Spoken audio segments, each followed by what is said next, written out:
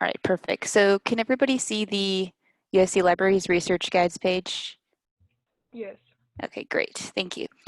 So welcome, everyone. This is a presentation sort of on library research. And to actually get to this guide, I'll let you all know that if you go to the USC Libraries page, which is just libraries.usc.edu, and again, you should all have access over the course of your SHINE program to all of our electronic resources. And if you go to the Find tab and you go to Research Guides, you can definitely search SHINE right here.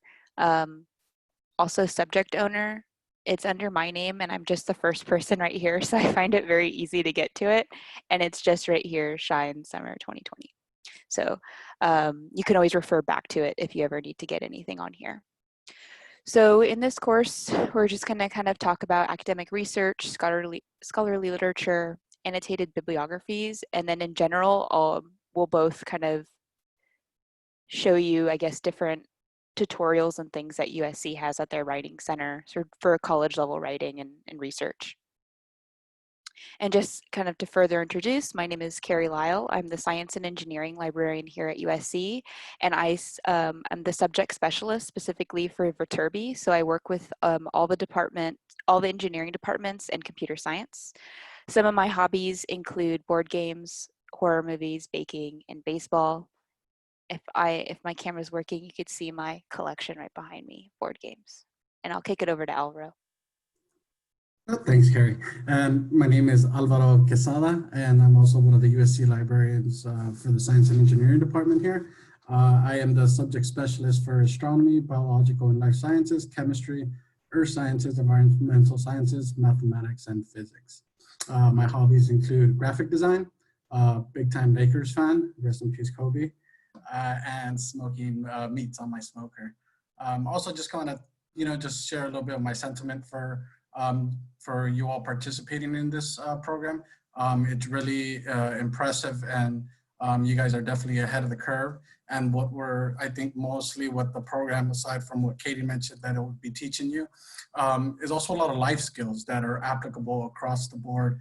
And this, what Carrie and I are going to get into, is pretty much under that same umbrella. And there's a lot of studies after study that indicate that students who are very proficient in information literacy, and which we'll be touching on, excel much more than their counterparts who are not information literate in college, in their jobs after college. And like she mentioned, these are the skills we'll teach you today are something you could apply now within your research in school as you're going through high school. And again, it's going to make it's another tool to add to your skill set that is just going to make you stand out from the rest of the pack. And as you know, college is competitive to get into it even. So this definitely adds to that. So yeah, so we're very happy to be a part of this with you guys. And I think we have some icebreaker questions, Alvaro. Yes, and let me go ahead and share that with you all. So I just launched the poll. If you guys want to go ahead and take our polling questions, and then we'll go ahead and share the results, and we can kind of just see more or less what the group is kind of thinking in regards to some of these questions. Can you all see that? Yep. Yes.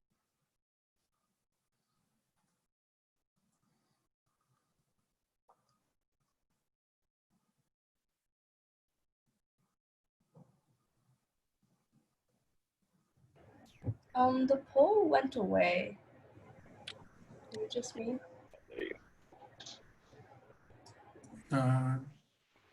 Let me see if I can relaunch it.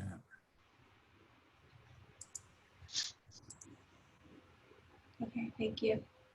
Looks like it redid it, so. That's weird.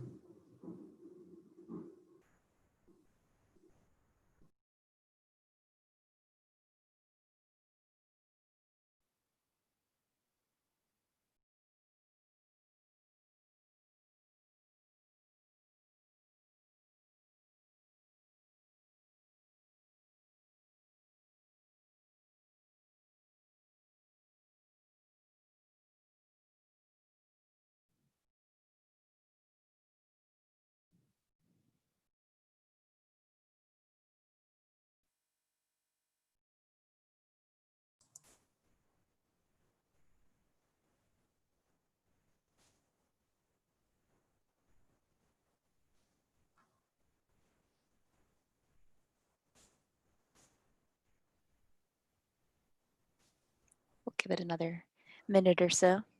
Yeah, I think we have 30 of 35 so far.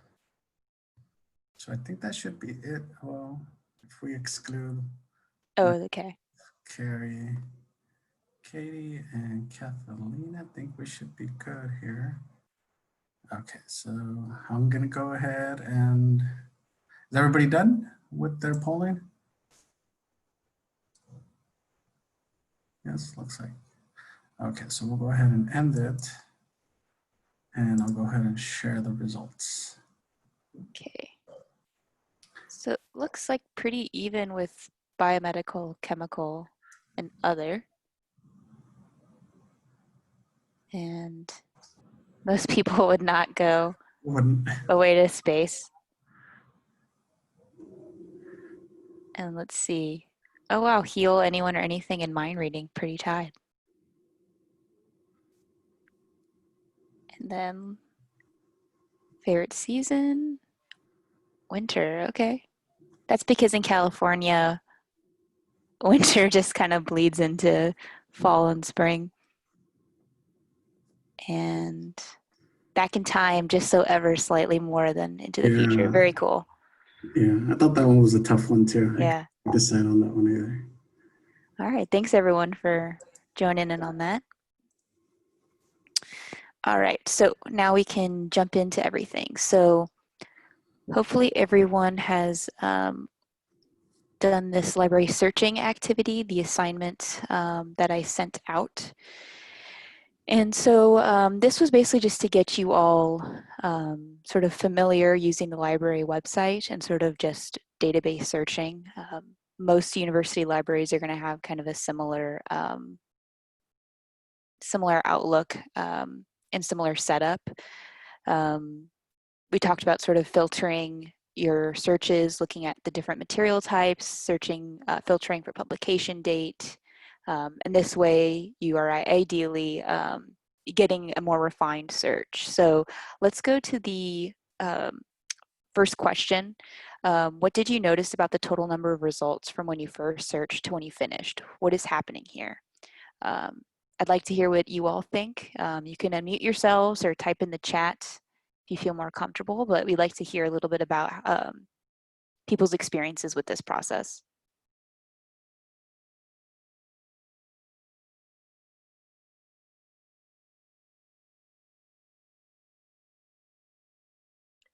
Carrie, you're just talking about in general, right? Or was there an assignment I was supposed to give to the students in advance? Yes, but that's okay. That's okay. My apologies. Looks like No, my communication, no apologies. problem. Okay, well then I can just talk about it more generally. So basically in this kind of assignment, you know, you would go to the library's website and just do some basic searching. So it kind of asks you just to search something very broad, right? Like computer science. And you get over 9,000 results, which is actually still not that many. I've seen results, you know, 200,000, 300,000 results before. And obviously that's too much to really work with. So what we want to do is really start filtering. And most databases, whether it's the library search or I'll show you later Engineering Village and some of these other academic databases, the way to limit your search or refine your search is going to be usually on the left-hand side, and it literally says refine my search. So, you know, if we're looking for maybe peer-reviewed articles, because perhaps that's the assignment here with the annotated bibliography, we can limit the material type. You know, there's articles and dissertations and book chapters, but you know, you just want articles. Then you can filter again. USC in particular, our library search actually has a filter for only peer reviewed. And then I even talk about, you know, refining the date. Because of course, if you're looking for maybe journal articles, you want something more current and relevant. So maybe something in the last 5 years or so. And then basically, you know, the kind of end result is to see how your results, you know, went down from maybe 9,000 to something more manageable, maybe less than 100 or something like that. This way, you're able to actually, you're searching for material that's actually going to be relevant to you. And if we talk a little bit more about searching and kind of best practices, so to speak, something in the library world we talk about is searching for strategic exploration. And so it says searching for information is often non-linear and iterative, requiring the evaluation of a range of information sources and the mental flexibility to pursue alternate avenues as new understanding develops. So in libraries, or in the library world, we use these frameworks. And so this is kind of one of our frameworks for when you start searching. We kind of liken it to this strategic exploration. This idea that the first time you search, like again, if we searched computer science, that's not really going to help us. That's just too broad of a term. So we really need to start being critical in how we're thinking about our topic. And so some tips when you're doing research, right? Brainstorming. Well, what's your question? What terms would actually be, what search terms do you want to use? What databases do you want to use? Scope, what is the scope of this project? You know, are you finding material that's relevant to your work, or is it sort of outside the scope, not really related? And then a search log, that's something that could be helpful where you start keeping track, and there's no necessarily template, it's more for your own personal sake, keeping track of what search terms you're using and what databases you're using those terms in. That way you don't have to like repeat your work when you're like, oh, did I do this already? Did I already find results on this database? You can actually sort of check off what you've done. And so a big thing is, well, how do you develop keywords? What terms do you actually use to search? Databases, whether that's the library search or Engineering Village or Google Scholar, they can be particular in what you're actually searching. So Google has sort of trained us that you can just write anything you want into it and Google will give you results, and usually it's pretty accurate. But academic databases don't necessarily work that way. We need to be smarter in how we're choosing our terminology. So this is just an example here, right? If my question is how virtual or augmented realities, how will it change the future of education? Some keywords here, right, are virtual and augmented reality and education. So part of the brainstorming for this particular question could be, what are the synonyms for the words that I want to use?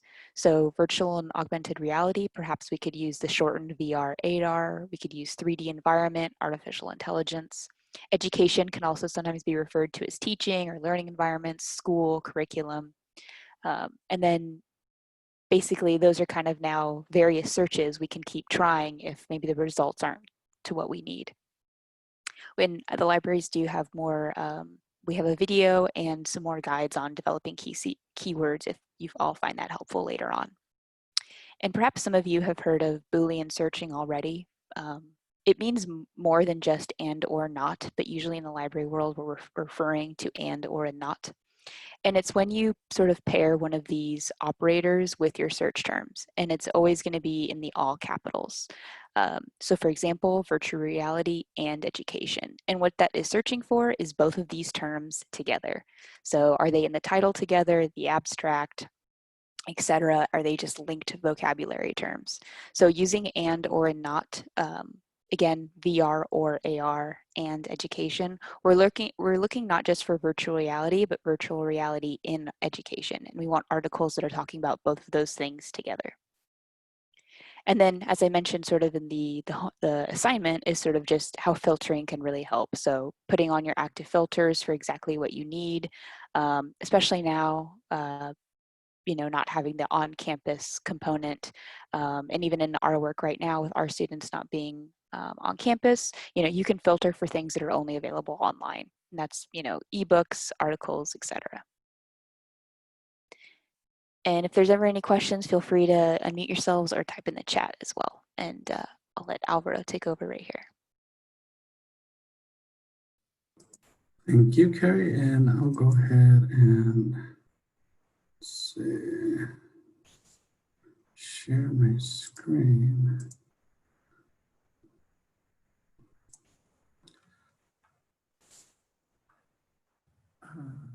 It should let us both share, but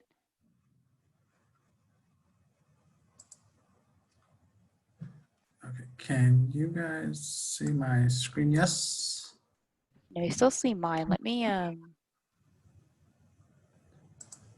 stop sharing mine. Okay. And now I believe everyone should be able to see you.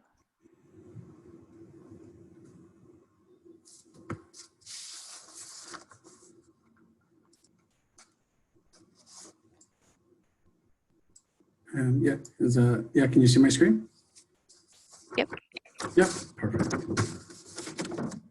Okay. So just to get in touch with information and scholarly literature, I'm just going to give a brief background just on what we think of information, right? So what do we mean when we talk about information?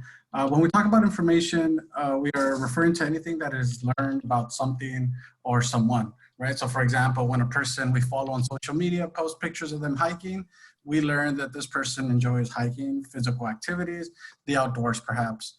And when we see a video of an officer, say for instance, kneeling down on a person for 8 minutes and 42 seconds, we learn about excessive force and brutality and what that looks like, right? Information is all around us and it comes in various forms. However, this type of information is still raw, meaning it stands alone. It is not until experts or researchers, and in certain instances in college students, use this information to find, if the impact on other aspects of the world, that it becomes scholarly information. So for example, the current BLM movement has sparked a serious conversation about the nature of police work in our community. Cities across the country are taking action to reduce spending on policing and divert these funds into other services that are in theory would help communities where policing is failing them. Now, this is a great idea, but we would not immediately know the impact of these decisions, right? How will this impact crime in our cities? Do we as citizens feel safer or more vulnerable? Are the agencies replacing police work more effective? What will be the public's consensus of their performance? Are the agencies taking overworked and overburdened already? All these questions are what experts, researchers will begin evaluating and studying over time to find answers. When they do find answers, this information is typically published and known as scholarly literature. So you see, the process of taking raw data and churning it into information that has factual weight is called the information lifecycle. Now, the University of Las Vegas, Nevada did an amazing job in explaining the information lifecycle in a video they created. So I'll go ahead and share this with you. You'll find this in our LibGuide as well. And I'll go ahead and play this for you right now. What happens to the information once an event occurs? This is the information life cycle zone. For example, a highly evolved talking mutant reptile walks out of Lake Mead, Nevada. Moments later, images are posted on social media. Tweets of fear. People may be scared at first. Later that day, a news crew is on the scene, talking to witnesses and checking facts for TV and radio. News coverage continues in the following days. Mutant is on talk show Good Morning America. People begin to see the mutant integrating into human society. A week or so after the event, popular magazines begin to do in-depth pieces on the mutant. Given more time, researchers begin to publish academic journal articles on very specific topics like diseases in mutants, the environmental impacts of mutations, mutant communications, and green and yellow fashion trends. During the year following the event, books and government publications address different topics related to the mutant, like water treatment in mutant habitat, the economic impact of medical mutation technology, and mutant culture.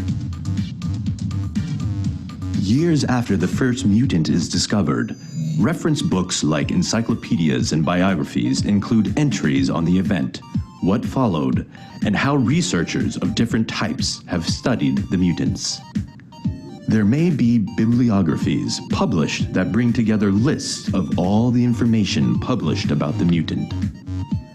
And all this time, the conversation never really stopped, nor did news stories about the mutant in society.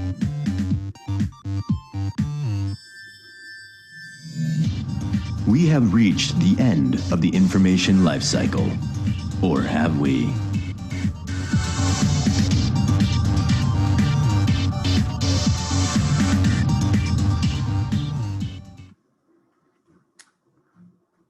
what I really like about this video is that it gives you the entire process, right? You see it from the beginning to where an event happens and it becomes very entertainment news at first, right? You know, he's on, you know, the cover of Newsweek, Time, things of that nature. And once researchers start getting their understanding understanding this phenomenon, it goes into different aspects, right? It goes into like, how does it impact, you know, environment? How does it impact industry? How does it impact the economy? How does it impact culture and just popular culture in that way? And that it gives you a good account on how something is turned from just entertainment news into something that is scholarly. So what is scholarly, right? What is scholarly literature? We keep on talking about the scholarly literature, and scholarly literature is written by experts in the field. You know, they publish their research in academic journals and are employed by universities and or educational research institutions, right? Typically, they submit their articles into academic journals.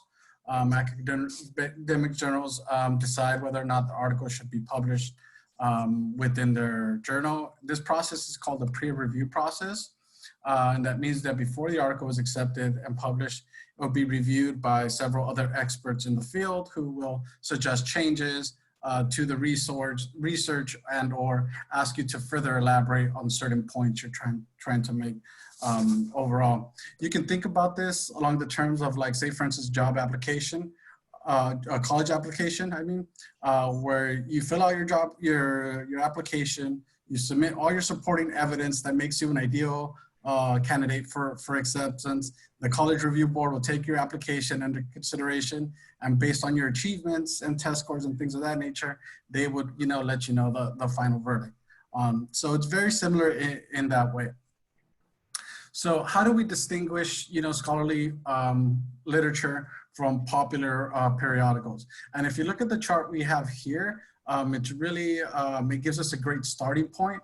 And this, if by using this chart here and these questions and these topics on this chart here, I mean, we're pretty much like 90% of the way there in identifying a journal article versus something that's entertainment or popular reading, right? So a scholarly journal article will be published in an academic journal, described also as peer-reviewed process. A popular magazine article will be published in a popular general interest or news magazine. These are pretty much like your Time magazine, Newsweek, newspaper, LA Times, things of that nature. The author is an expert on the topic or scholar. This might be somebody who's in a particular research university and or government institution where all they're focusing on is that particular field. In a popular magazine, the author may just be a lay reporter. They might show interest in it, or it might be something that's currently trending within news, and they're also, you know, providing their own perspective on that trendy news, but nothing with any type of bite or real substance in regards to data and factual scientific information. The piece is written to a specialized audience of peers. Typically, this is why there are certain, you know, there's academic journals in pretty much all disciplines, because these are pretty much geared towards people who are actually doing the research. You know, for anything that's, you know, coming out of engineering, you know, there are certain academic journals that are prestige in the way that all engineers want to publish their research in those journals, just because it's, you know, most people tend to look at those journals who are interested in that. And then the ones for popular, the audience includes just the general audience, right?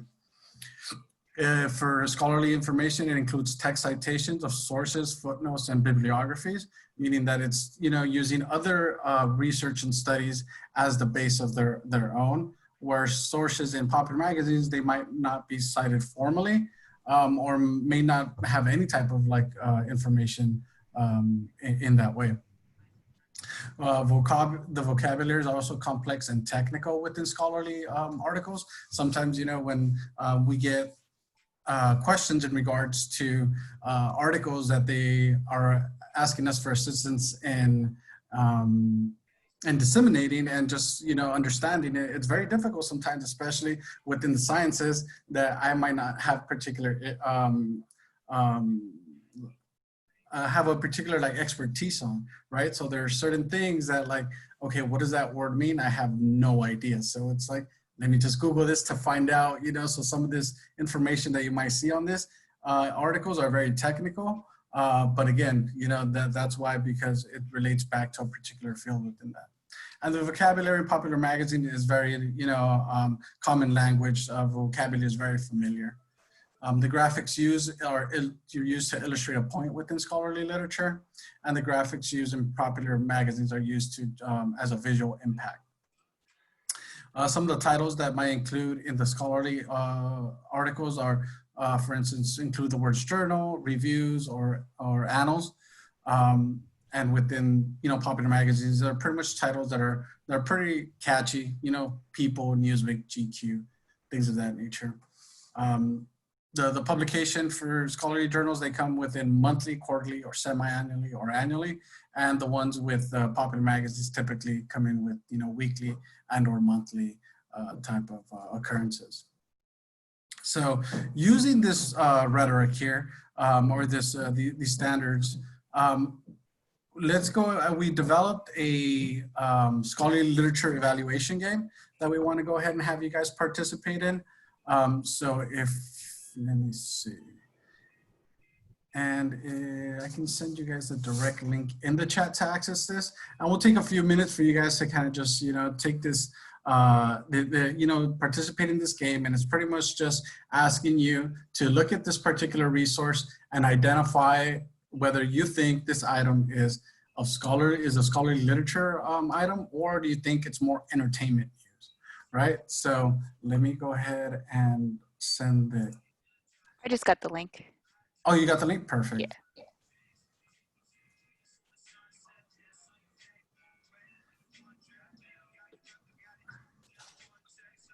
Okay, so we'll give you guys a few minutes to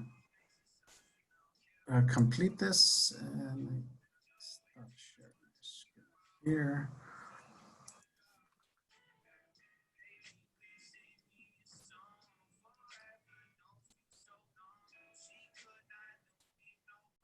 And when you're done, just go ahead and just submit your information there.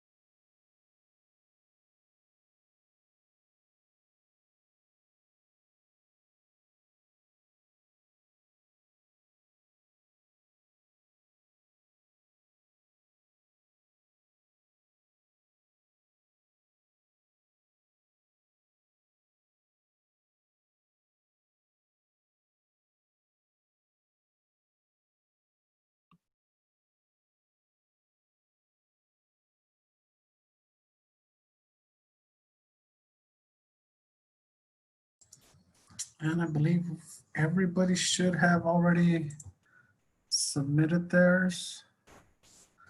Okay. So let me go ahead and start sharing my screen again.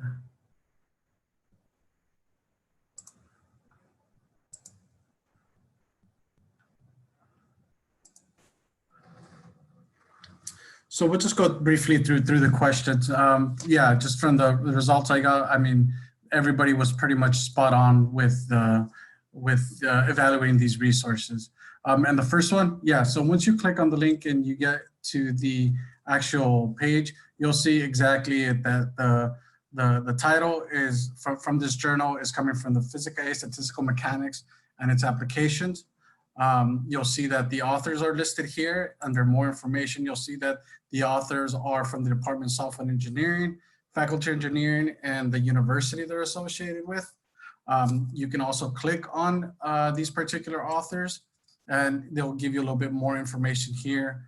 You can, this particular website on this particular publisher also gives us the profile of these authors, right?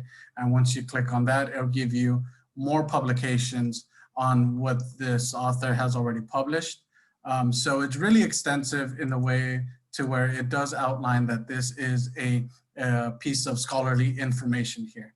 Although the title here might throw you off of the actual article, but again, once you click on the link that takes you directly to the page there, it becomes very apparent that this is a scholarly piece here.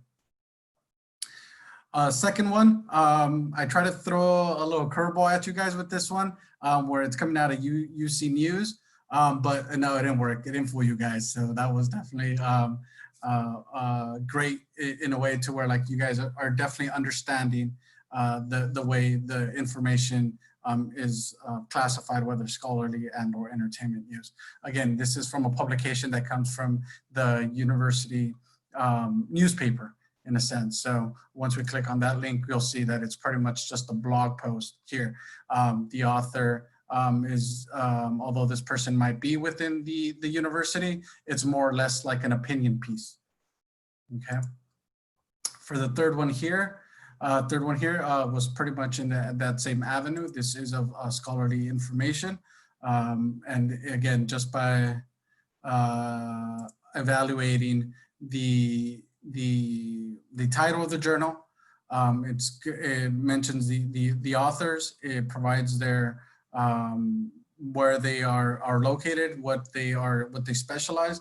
It doesn't have the university on this one per se, but again, along the same lines as that.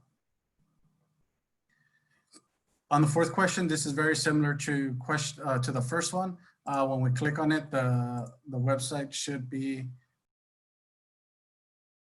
from the same publisher. Again, it gives you the authors here. When you click on more, it'll tell you where they're located, things of that nature. It'll have their profile once you click on it on the side. It tells you the volume number, the year, the pages, things of that nature, all that citation information.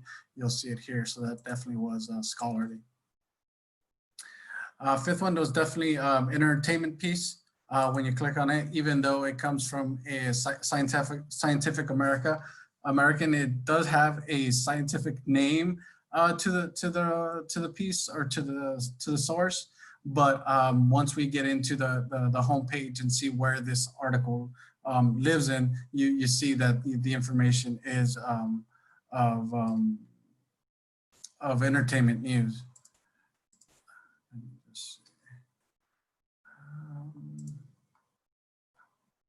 Sorry. Okay, in question 6, again, along the same lines, we see that author here, it includes all the information on where they work, what university they're at, the title of the journal, Advances in Space Research. It gives you the volume number, the year, pages, things of that nature. So it definitely reads that, even with the abstract. And when you read typically a research article would have an abstract to it.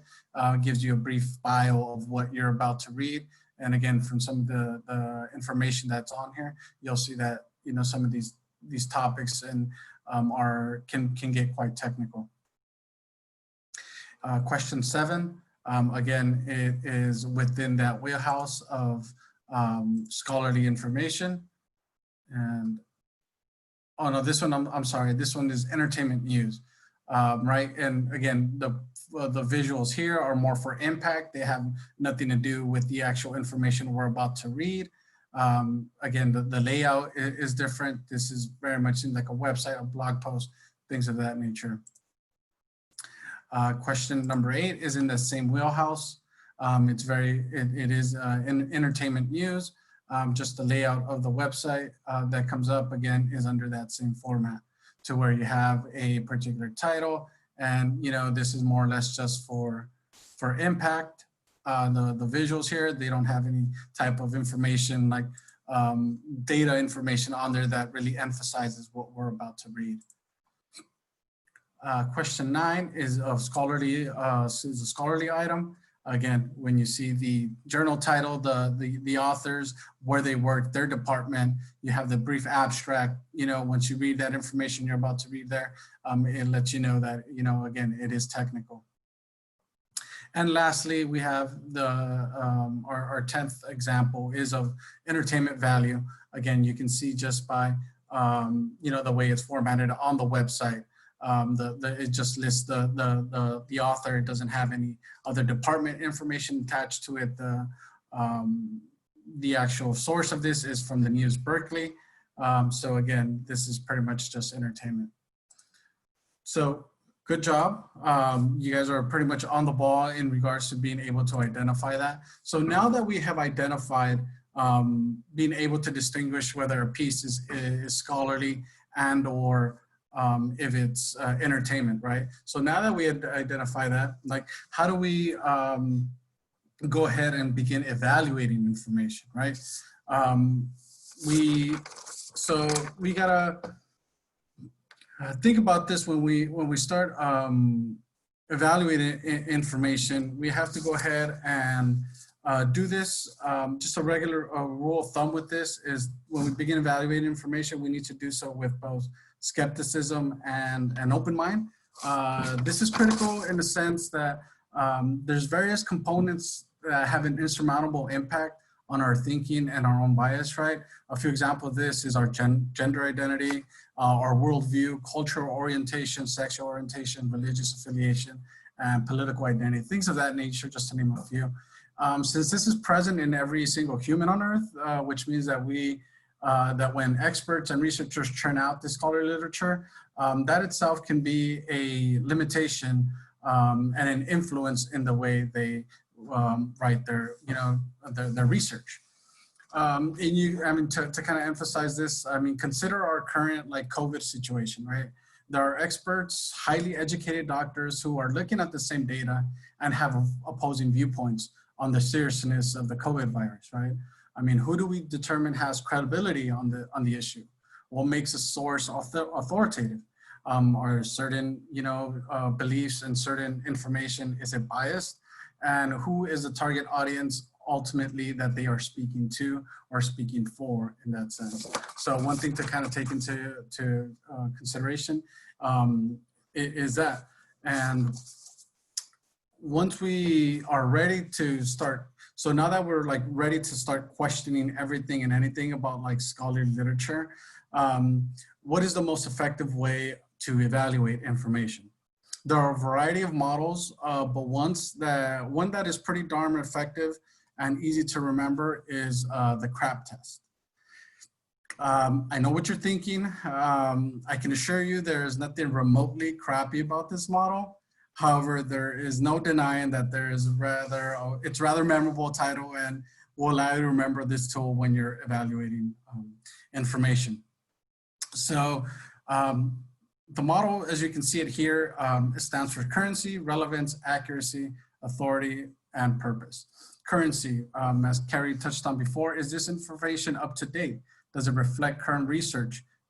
Do we have to check the date of publication? Typically, anytime we're doing any type of research, the currency is very important in a way to where okay, if you come across an article that you're evaluating, but this information is from say about 10 years ago, then at this point, we know that the information, especially within the sciences, doubles rather rapidly, right? So it's just like what was relevant 10 years ago might not necessarily be relevant today. Think about computers in that way and just the operating systems. You know, what did it look like 10 years ago? And is something like that effective now? So currency is definitely something we have to take note of in order to, when we're evaluating information. Also the relevance. Is the material about your topic or tangential? So in a sense to where like you come across an article that is only like half to what your interest might lie in, right? If you're doing an article in regards to like, say for instance, artificial intelligence, but you wanted to do with artificial intelligence and like social media, but it has to do with artificial intelligence in, you know, say for instance, you know, the automotive industry or something of that. So where it's just like, yes, it's about artificial intelligence, but it's not necessarily what I was actually looking for. So again, you know, you can just see by the abstract, and that's the really cool thing about the scholarly literature that has a quick, typically all of them have an abstract and it's a quick synopsis. So you can just go ahead and, you know, take like a minute to read it and decide whether or not you're going to take the full 15-20 minute read if it really appeals. So it's more or less like you get a mini trailer of knowing what you're about to get into. Next is the accuracy. How do you know that the information is accurate? Is this data reliable? And this can become a little bit more tricky just because you have to be very familiar with just like the way in which the methods are used. But as far as what they'll be requiring of you for your annotated bibliography, it doesn't necessarily get into that depth, but just know that like the way the data is collected on every study and every research, there's also a surmountable amount of science behind that. So just be knowledgeable or be mindful of that. Next, we get into authority, like who wrote the information?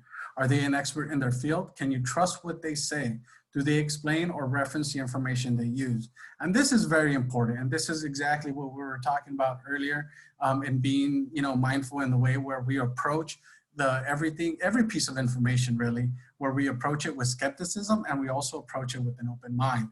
Right? Because if we're skeptical about it, we're going to definitely question it and see whether this definitely is true what they're saying. And if we're doing it with an open mind, we're also we're in a position to also be allowed to learn from what we're reading. And, you know, to give you an example, like for instance, I don't know if any of you are familiar with Roundup.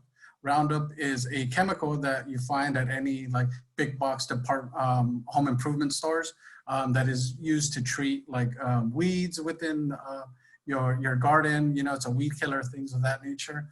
Now it has been proven, and there's certain cases going on right now to where people who use this regularly, who've been exposed to this on a regular basis because of their job, are now having certain reactions to the chemical. You know, they develop cancer, things of that nature. You know, so what does when these cases go to trial, you have, you know, one opposing, you know, expert from the defense, you know, from people who've been exposed to this, you know, testifying that yes, the chemicals within that are, you know, dangerous and hazardous, and this is what caused that person's cancer. But then you also have experts for the defense for these companies saying the quite opposite, that these, you know, chemicals are safe. Now, who do you believe? Authority. You know, this is where it comes into play.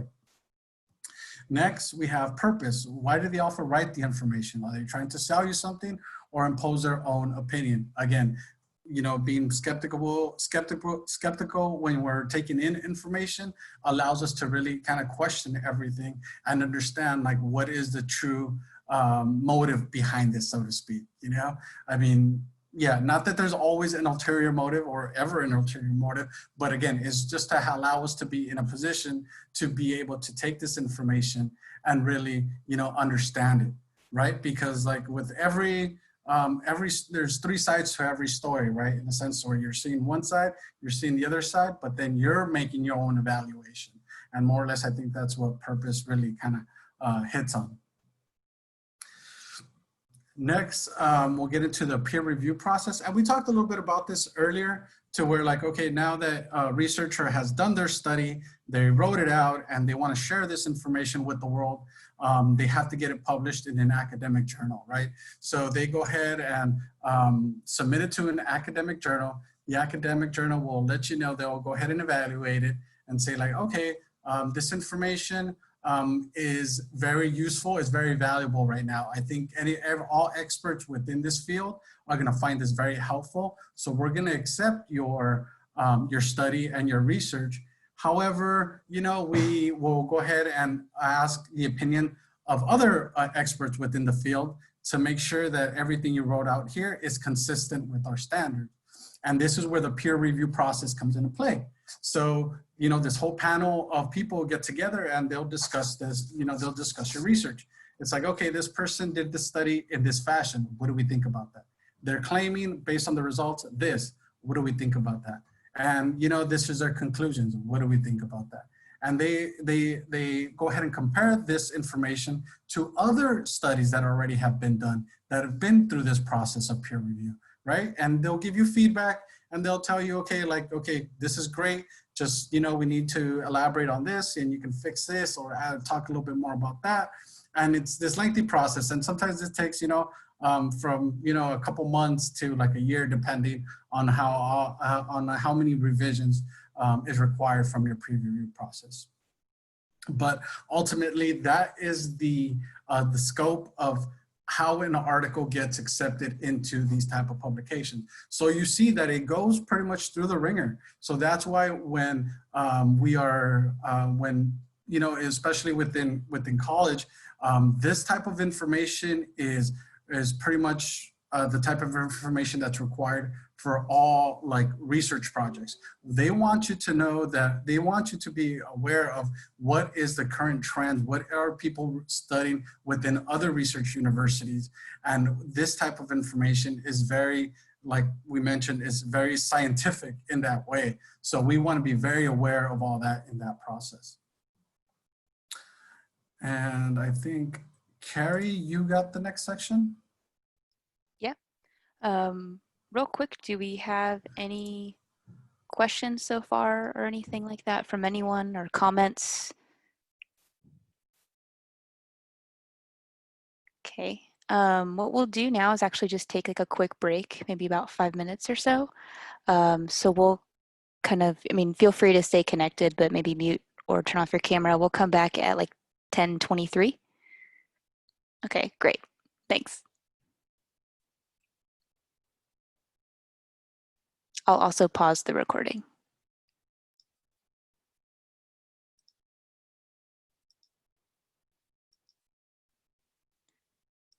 All right, so hopefully everyone can see this again. And all right, so this is kind of the next section here of our guide, just talking about research. So we showed you the library's main website, libraries.usc.edu, and the libraries are great. It has everything that USC subscribes to.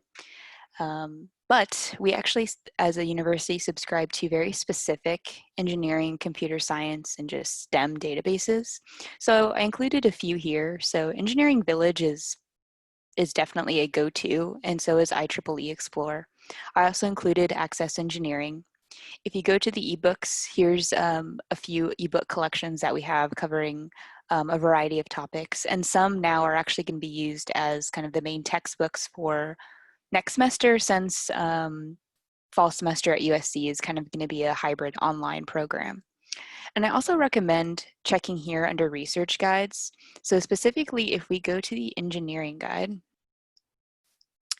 and hopefully everyone can still see the engineering portion of this, you'll see here that I include a whole slew of other engineering databases that USC subscribes to. Under secondary databases, it's maybe more general science, but for example, in biology, Bio1 is the top database. So maybe if you're looking at biomedical engineering topics, you would want to check Bio1 as well.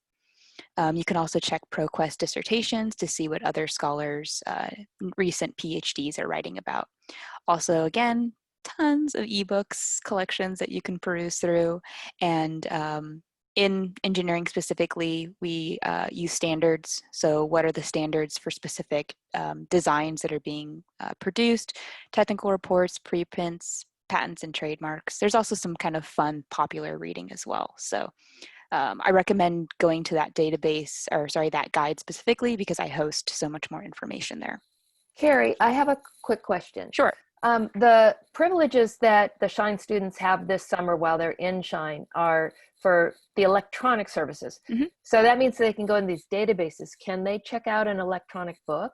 So yes, it should work that way. Some ebooks kind of vary depending on the publisher. Some ebooks act like physical books where they say USC only owns 1, 2, or 3 copies. So as long as someone is reading that one, it's like checked out and no one else can access it.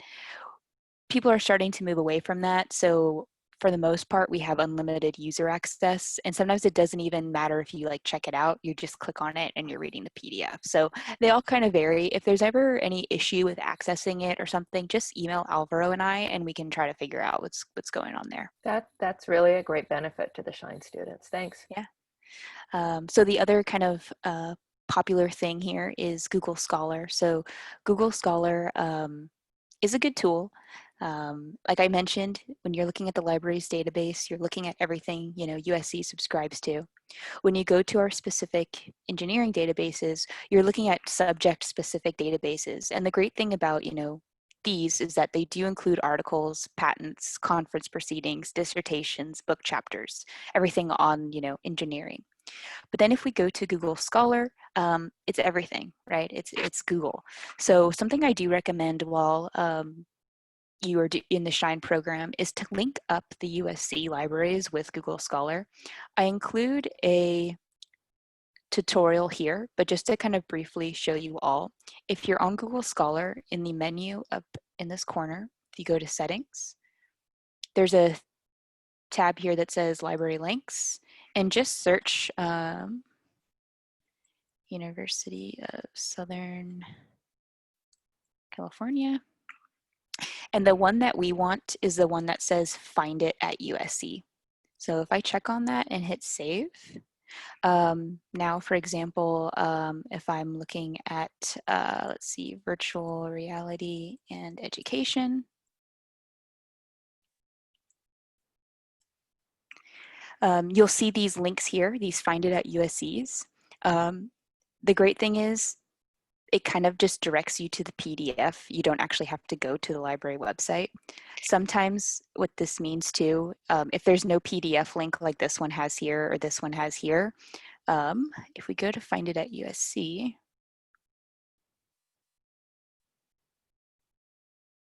it looks like we only maybe have the physical copy of this, which unfortunately right now we're a bit limited in accessing.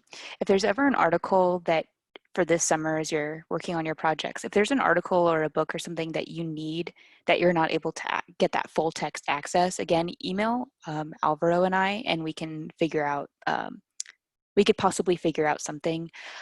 Our USC, students, faculty, staff use something called Interlibrary Loan, and it's basically a sharing program between maybe like all universities, where if we don't have access to a book but UCLA does, we request that physical copy from them, or we request them to scan maybe a chapter.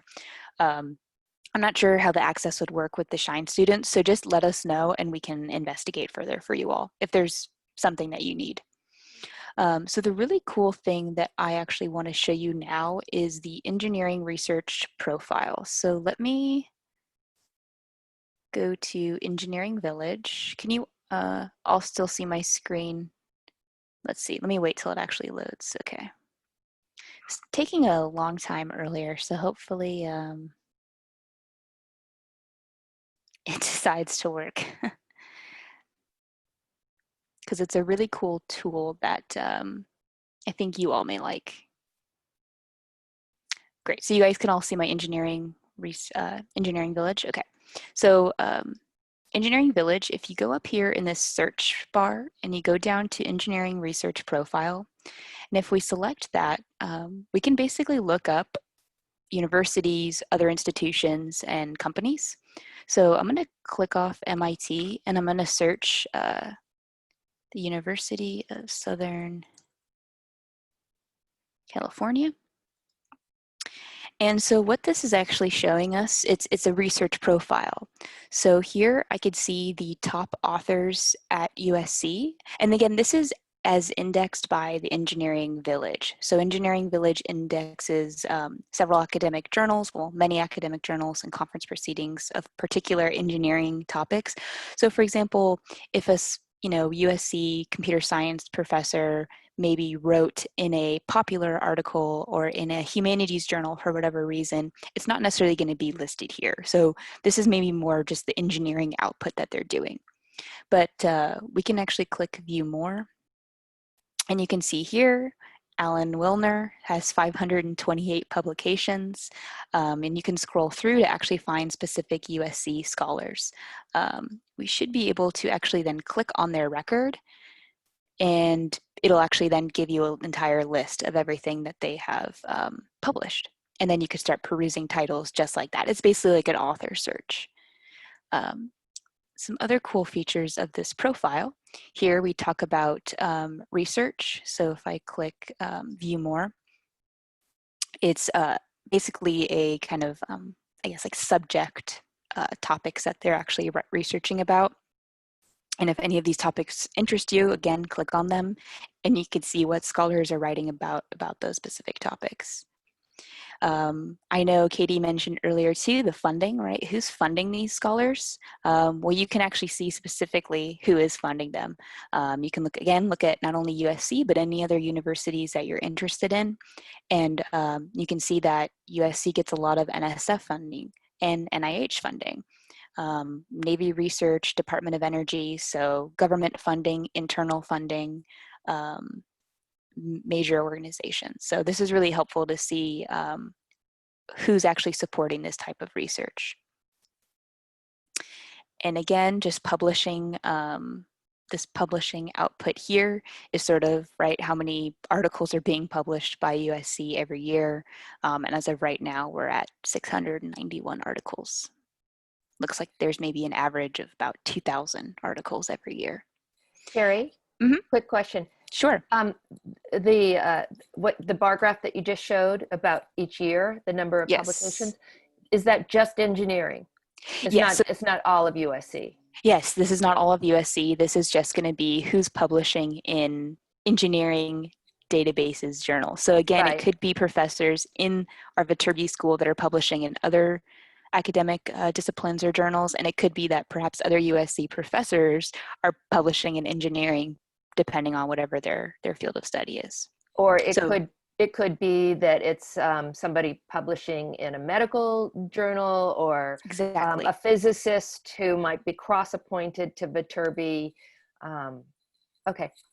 Yes, so it's what's appearing in the journals indexed by Engineering Village. So just keep that in mind, that it's not everything, but it's a good snapshot as to what Viterbi is putting out.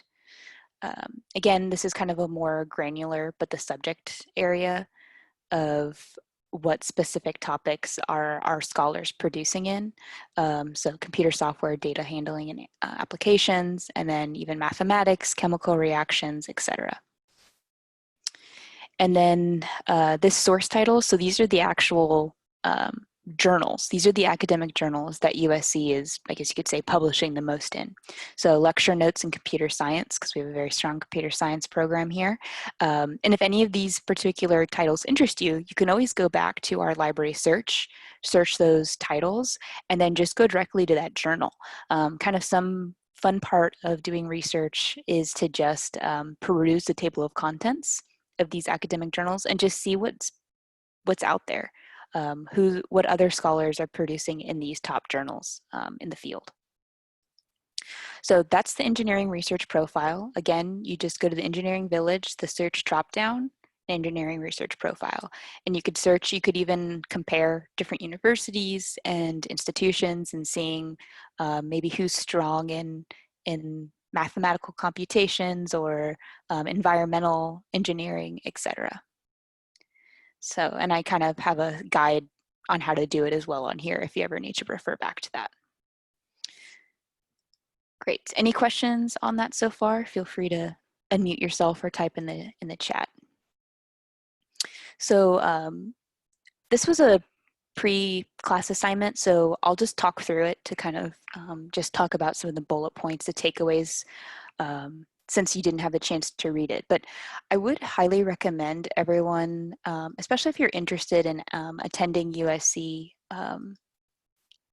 as an undergraduate, this Illumin magazine, or this Illumin publication, it is a Viterbi publication for our engineering students. So it's an opportunity for our undergraduates, and I think maybe just undergraduates, maybe graduates as well, to actually publish their research. So here we have a student who's in mechanical engineering, and she was able to write an article and publish it directly. So I would recommend reading this one, or just even perusing this website to see what our students actually produce. And again, if you're interested, that's an opportunity that you would have as a student at Viterbi. So this assignment was just going to be about tracing a scholarly conversation. So in this assignment, I was going to have you look at what the author's thesis is, right? What's the point they're trying to make? You would then see what articles that they cite. You would sort of find them in our library search and talk about, you know, are they popular, or are they scholar? So this assignment sort of interests me because it's not always easy to find that information. So in something like this, which is academic, right, you can see here that they list all their references, and it's really easy now to trace this conversation and say who this person is, why would they cite this author, what is this article, etc. And you can, the bibliographies are basically easy to find. I had worked with the Viterbi Engineering Honors Colloquium last spring, and they were asked to actually find engineering articles published on the Wall Street Journal, just like any fun journal or fun reading material. And they were kind of asked to do something a little bit similarly, where, you know, what did the author talk about? Where are they getting this information? Now, online, when you read like a Wall Street Journal article, usually like they hyperlink their sources. But what I find is oftentimes they're just hyperlinking their own articles, like to them, like for themselves. It's really difficult to get at the study that they're actually referring to. They're referring to the other article that also talked about it. So you have to kind of keep digging to find the actual academic publication that they're talking about. So this was just sort of to kind of recreate that experience where, again, academic articles are going to make it very easy. They're going to have their list of sources. Also, in terms of research, it's a great place to look. If you're doing research, look at and you find an article you like, check that bibliography, because that's going to be a place to keep looking for other articles that are going to be helpful for you on that particular topic. And then something else that I don't have on here, but let me go back to Engineering Village. Something, just I guess another helpful link or helpful tip. Engineering Village is a little slow today, but if let's do that virtual reality and education again.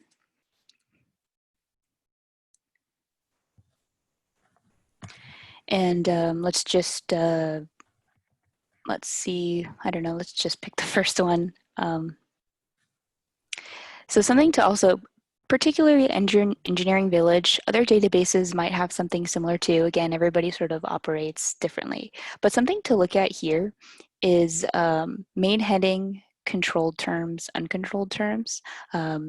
Just similarly to what I was mentioning about using a bibliography to sort of trace scholarship and hop between other articles that will be relevant to you. On Engineering Village, if you're looking at an article, you can always check these controlled terms and uncontrolled terms, and even the main heading to see they're basically clickable sort of links that will then bring you more articles about that topic. So I find this pretty helpful as well when you're searching. I was actually helping some business students, MBA students at USC who are doing automotive industry engineering research, and they were looking up this term. It's a mobility as a service, MAAS, and we were trying to like keep doing searches for that, but we actually found that it was an uncontrolled term, so we just clicked on it and had just tons of articles ready for us to go. So just another tip, especially within Engineering Village. And so now let's talk a little bit about citing our sources. So I believe for this maybe bibliography assignment, you'll be asked to use the MLA citation style. So this is a link to it to refer to it if you just need more examples and things like that. And to bring awareness to you all, in engineering, we use the IEEE citation style. So if you are just curious to what that style looks like, and it's what our undergrads use as well, to just click on it and kind of peruse. They're not always all that different from each other. They usually ask the same information. It's more about formatting style. So this is more just a helpful hint. And then again, as you do your annotated bibliographies, we just have a little bit of helpful information about what to actually include in an annotated bibliography that I'm sure you'll get more information on along the way anyways, but this could be a helpful place to go. The libraries does have a couple of guides on it. And something to help you all as well is the USC's Writing Center has just tons of handouts and materials on the entire research writing process. Not only just to brainstorm and write a thesis, how to structure your papers, citation styles, and just kind of everything that you could possibly need. So that's always, again, a helpful tool that a lot of our students use. And then lastly, Alvaro, do you mind putting the link in the chat for me to this place? This is our feedback. If you all wouldn't mind filling out this little survey to give us feedback, that way we can continue to make these better. Last year was my first time presenting to the Shine students, and this is Alvaro's first year. So that way we can always, we sort of tailored this one based off of feedback from last year. So we can continue to improve these sessions for our Shine students and make sure it's relevant to you by getting some feedback. So I'm gonna stop sharing while you all fill out that survey. And then it says you need permission. Okay, give me 1 second. Or Al, I think did you make the, I don't think I have access to the survey.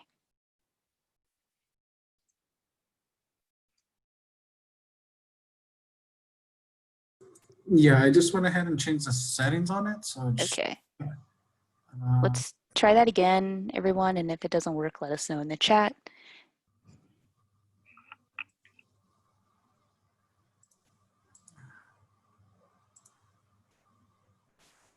and send the direct link as well. Okay, great. Yeah. Okay, great. You can all check the chat for the appropriate link.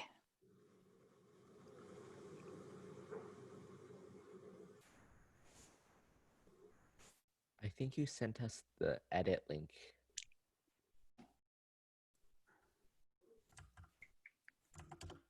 I sent the actual send link in the chat. Thank you.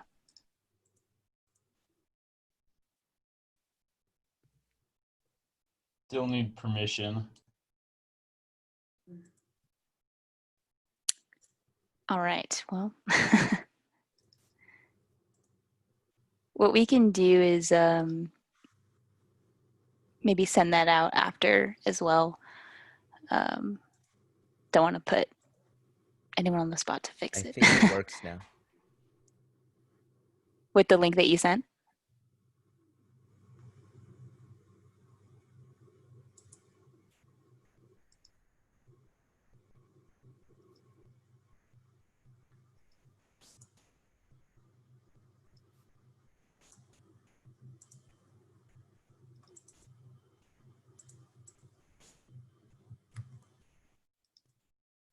everybody? Okay, great. It's working. Thanks. Is this the right form? It says tracing a scholarly conversation. No, that's the wrong one. We can send the feedback one maybe after the fact. So for now, this is just kind of the end of the presentation. If anybody has any questions or comments, we're happy to help now. Our email and everything as well is at the top of that, is on the first page of that guide. And we can make sure that you all have links to the guide as well, because we're happy to help with the research process throughout this program.